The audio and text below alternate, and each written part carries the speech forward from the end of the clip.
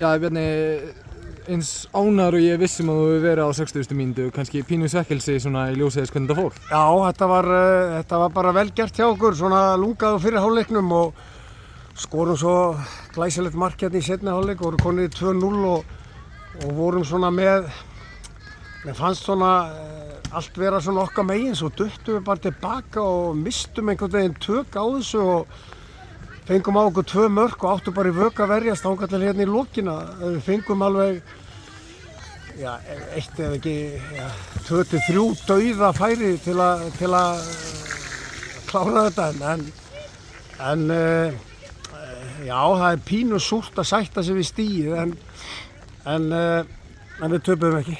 Spilamennskan bara heilt yfir nokkuð góð fyrir utan að kannski stutta kafla? Já, ég bara alveg ágætt og það er hellingur í þessu liði og verður bara að reyna að kalla það fram í hverjum einasta leik því að staða okkar er bara einfallega þannig. Það hefur verið svolítið þema í mörgum leikjum með okkur þegar að skapa ykkur færi, bara erfitt að koma á boltanum í netið. Aron kemur inn á í dag, kannski svarið við vandamálinu, skoraði 2 mörk? Já, hann skoraði 2 mörk í dag og stangað skott og þannig að það var meira líf í sóknarleikum okkar. Við vorum mættir oftar í teginn og vorum svona, já, við vorum svona meira svona direkt í kvöld en þetta var djöfulegt að nýta ekki eitt af þessum færum hérna í uppbótartímanum sem að hefði getað fært okkur sigur en virðum stíð. Ýmislegt þess að byggja ofan á fyrir framhaldi. Klárlega. 12 leikir eftir. Rétt í lokin, við erum mikið talað í fjölmiðlum að Jón Daði Böðvarsson sé að flytja heim.